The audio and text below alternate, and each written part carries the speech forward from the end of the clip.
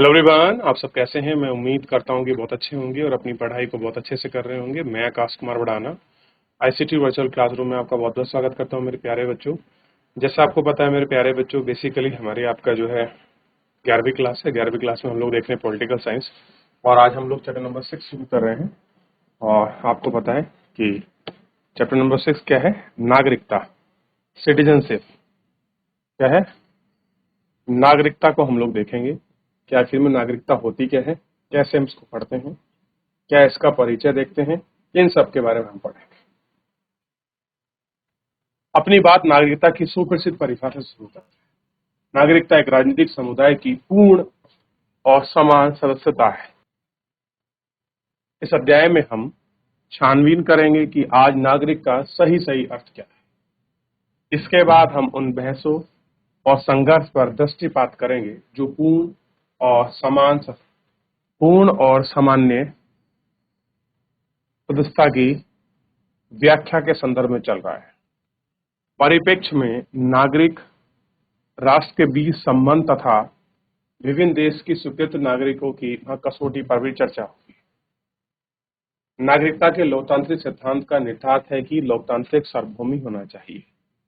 इसका अर्थ यह है कि प्रत्येक व्यक्ति को किसी न किसी राष्ट्र का सदस्य मान लेना चाहिए। ऐसी हाल में तमाम राष्ट्रवादी लोगों ने अस्तित्व की व्याख्या कैसे करेंगे? इस मुद्दे के बाद हम परिच्छेद में परिचय किया जाएगा और परिच्छेद में वैश्विक नागरिक मुद्दों पर विचार करेंगे। ठीक, इस अध्याय में आप क्या पढ़ेंगे कि नागरिकता का अर्थ और उसकी व्याख्या। आज जिन क्षेत्रों में अर्थ का विस्तार है, चुनौती दी जाएंगी, उन चीजों पर हम लोग बात कर लेंगे। क्लियर है? देख लिया। आगे देखते हैं भूमिका। भूमिका को पढ़िए। नागरिकता की परिभाषा किसी राजनीतिक समुदाय की पूर्ण और समान सदस्यता के रूप में है। कैसे है? अगर आप बात कर रहे हैं कि नागरिकता क्या है, तो अगर बड़ी एक सिंपल सी कहानी अगर आप थोड़ा सा देखेंगे तो आपको समझ आएगा। अच्छा, मैं पूछूं, चलिए इसे बाद में पढ़ते हैं, पहले बताइए नागरिकता है।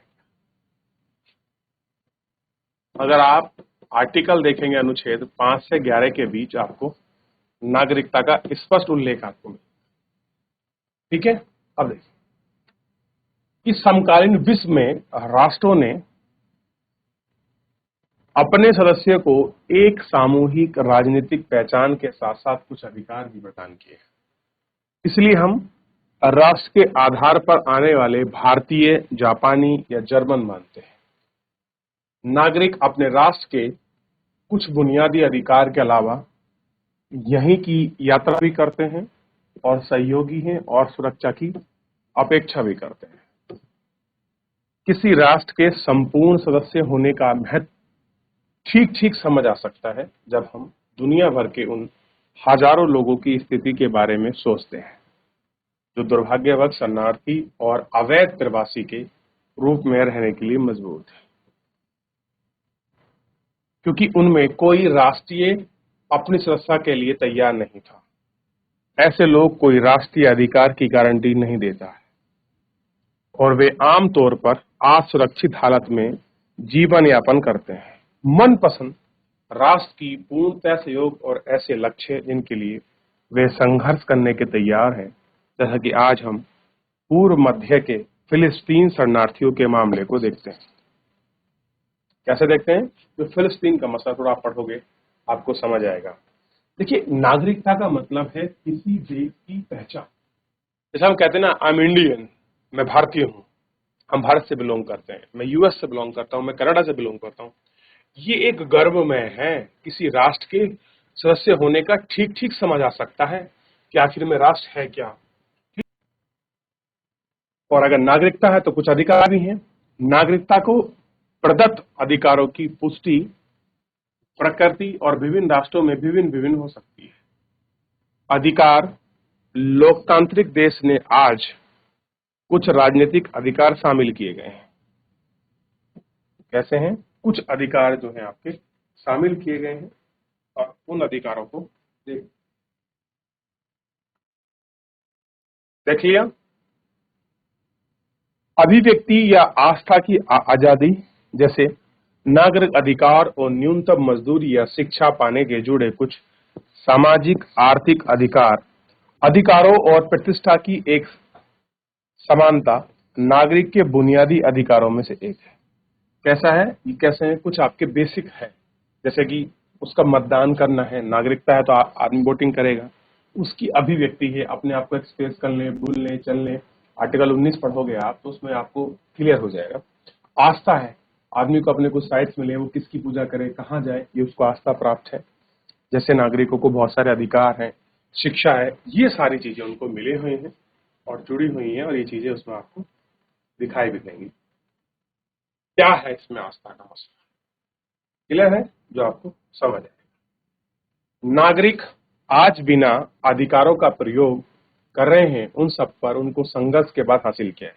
कह रहे आज जो आपके नागरिक हैं, जिन भी आप अधिकारों की बात करते हो या प्रयोग करते हो, वो सभी कैसे मिले हैं? संघर्ष के बाद। ऐसा नहीं है कि एकदम मिल गया है, हमने कितने संघर्ष करे हैं, तब हमको जाके आजादी मिली। फिर उसमें राइट्स चले गए कि लोगों की अभिव्यक्ति कैसी हो, आस्था कैसी बनी रहे, राइट टू फ्रीडम क्या हो, क्लियर है, धर्म के आधार पर किसी का भेदभाव ना हो। कितनी चीजों को हमने रखा और कितने संघर्ष के बाद हम लोग ऐसे यहाँ तक आ सकते। प्रत्येक संघर्षशाली राज्यों के खिलाफ छेड़ जाते हैं। अनेक यूरोपीय देशों में संघर्ष हुआ, उनमें से कुछ आपके कैसे थे? हिंसक संघर्ष थे। जैसे जैसे 1789 में फ्रांसीसी क्रांति एशिया अफ्रीका के अनेक उपनिवेश के समान नागरिक की मांग उपनिवेश शासकों से स्वयं हासिल करने के बाद संघर्ष का हिस्सा बन रही थी। दक्षिणी अफ्रीका में समान नागरिक संहिता पाने के लिए अफ्रीका में आश्वेत आबादी को सत्तारूढ़ अल्पसंख्यकों के खिलाफ लंबा संघर्ष करना पड़ रहा था। संघर्ष 1990 के दशक के बाद आरंभ की जा रही थी। सदस्यता और समान अधिकार पाने का संघर्ष विश्व के कई हिस्सों में आज भी जारी है। अपने देश में महिला आंदोलन, दलित आंदोलन के बारे में पढ़ा होगा। उनका मकसद है कि अपनी जरूरतों को ध्यान में रखकर जनमत बदलना, साथ ही समान अधिकार अवसर सुनिश्चित करने के लिए सरकारी नीतियों के प्रतिभा करना। कैसा है? सरकारी जो नीति है उनकी प्रतिभा करना, ये सारी चीज रखी गई। और ये सब निकला है 1990 के दशक, उससे पहले हुए बहुत सारी संघर्ष और क्रांति के दौरान जो चीजें बाहर आई, उसके बाहर आने से ही ये बहुत सारी चीजें और जो आपकी प्रतिभा है। क्लियर है? कैसी हैं ये प्रतिभाएं जो है हमको दिखाई। नागरिकता सिर्फ राज्य और उसके सदस्यों के बीच के संबंध का निरूपण नहीं है। आप केवल ये कह लोगों कि सदस्यता तो नागरिकता और राज्य सत्ता के बीच का संबंध है, नहीं, उससे बढ़ के है, बल्कि उससे अधिक है। नागरिक आपसी संबंधों के बारे में भी है। इनमें नागरिकों के एक दूसरे के प्रति समाज और निश्चित दायित्व शामिल है। इनमें सिर्फ राष्ट्र द्वारा थोपी की कानूनी बाध्यता नहीं है, बल्कि समुदाय की सहज जीवन में भागीदारी होना और योगदान करने की नैतिक दायित्व भी शामिल है। नागरिकों को देश के सांस्कृतिक और प्राकृतिक संसाधनों का उत्तराधिकार या न्यासी भी माना जाता है। किसी राजनीतिक अवधारणा को समझने का अच्छा तरीका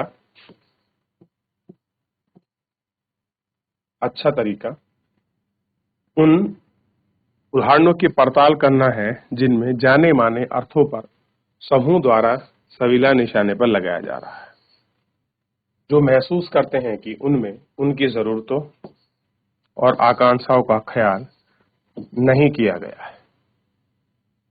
ये सारी चीजों को इसमें रखा जाता है। संपूर्ण और समान सदस्यता। अगर आपने किसी भीड़ भाड़ भरे रेल के डिब्बे या बस में सफर किया है तो आप चालान से अवगत होंगे कि वे लोग प्रवेश पाने के लिए पहले शायद एक दूसरे से लड़ पड़ते हैं।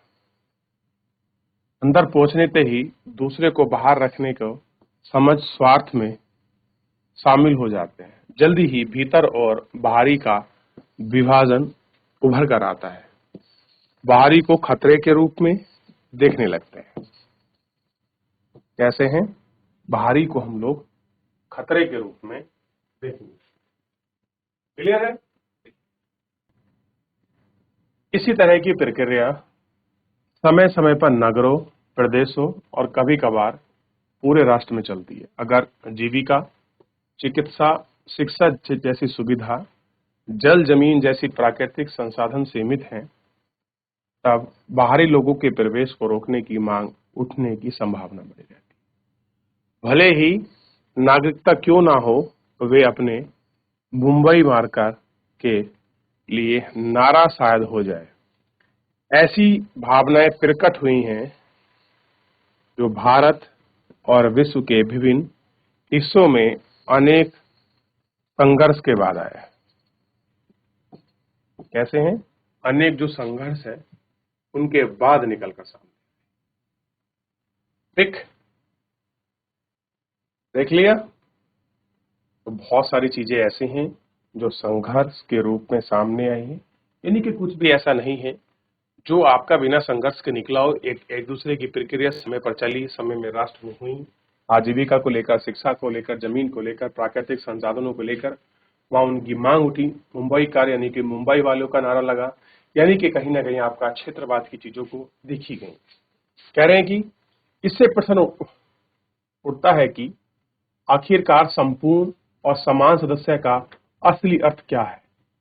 इसका अर्थ यह होता है कि नागरिकों को देश में जहां भी चाहें पढ़ना या काम करने का अधिकार है, अवसर मिलना चाहिए। इसका अर्थ यह है कि अमीर गरीब नागरिकों को कुछ बुनियादी अधिकार और सुविधा मिलनी चाहिए। कैसा है? कुछ भी अधिकार हो, कुछ भी बुनियादी राइट्स हो, वो सारे राइट्स जो हैं इनको आपका मिलने चाहिए, ऐसी ये बात करता है। क्या मिले इनको? बुनियादी अधिकार। ठीक, ये सारी चीजें इसमें रखी गई हैं और देखी गई हैं कि भैया उनको कुछ ना कुछ उनके जो बुनियादी अधिकार हैं वो आपका उनको मिलने चाहिए। ठीक, ये आपको देख। तो बात किसकी हो रही है? बेसिक जो राइट्स हैं उनकी बात कर रहे हैं। इस परिच्छेद में हमने पहले प्रश्नों के आधार पर प्रश्नों को खोजेंगे और आपने अन्य देशों में प्रदत्त अधिकार के में एक गमन का स्वतंत्रता है, अधिकार कामगारों के लिए विशेष महत्व है और आपका गृह क्षेत्र के अवसर की उपलब्ध रोजगार नहीं है और आप प्रवास की ओर आपके प्रवृत्त होते हैं। रोजगार की तलाश में कुछ लोग देश के बाहर भी जाते हैं और विभिन्न हिस्सों और कुशल और अकुशल मजदूरों के बाजार विकसित हुए हैं। उदाहरण के लिए सूचना तकनीकी अधिकार कर्मी बेंगलोर जैसे की और शहरों की ओर उमड़ रहे हैं। तो लोग कहाँ हैं कि अलग अलग क्षेत्रों में, अलग अलग शहरों में आपका बढ़ रहे हैं और जा रहे हैं। तो ये है इनकी स्थिति। थोड़ा सा देखिए फिर आगे चलिए आगे बढ़े। आगे देख ले। आपने देखा जैसे सूचना और टेक्नोलॉजी के मामले में लोग कहाँ जा रहे हैं? बेंगलुरु के। ऐसे ही हेल्थ में केरल की नर्स पूरे देश में कहीं भी मिल सकती हैं। तो ऐसे ही एक आपका प्रोफेशनल है नर्स का, नर्सिंग का, तो जो आईए हैं ये कहीं मिल सकती है, पूरे देश में कहीं भी मिल सकती है। शहरों में तेजी से पनप सकती हैं। पनप रहे भवन निर्माण उद्योग। देश के विभिन्न हिस्सों में श्रमिकों को आकर्षित करता है। सड़क आदि आधारभूत संरचनाओं व परियोजनाओं में यह होता है कि आपने घर या स्कूल के आवास विभिन्न क्षेत्रों के मजदूरों को देखा होगा। हालांकि अधिकांश लोगों में रोजगार बाहर के लोगों के हाथ में जाने के खिलाफ अक्सर स्थानीय लोगों में प्रतिरोध की भावना का अभाव पैदा हो चुका है। भाव क्या है? पैदा हो चुका है। कुछ नौकरियां या काम को राज्य के मूल निवासी या स्थानीय भाषाओं को जानने वाले लोगों तक सीमित रखने की मांग उठती है। और राजनीतिक पार्टी यह मुद्दा उठाती हैं कि प्रतिरोध बाहरी के खिलाफ संगठित हिंसा के रूप में हो। भारत के लगभग सभी क्षेत्र में इस तरह का आंदोलन से गुजर चुके हैं। आंदोलन हमेशा न्याय संगत होते हैं। आंदोलन कैसे हुए? हमेशा न्याय संगत हुए। ये हमको देखना कैसा है? न्याय संगत। क्लियर है? ये आपको देखना ऐसा रहा है। जो भी आंदोलन है वो सब जस्टिस के लिए हुए हैं, किसी न किसी रूप में, अलग अलग तरीकों से हमने देखा है।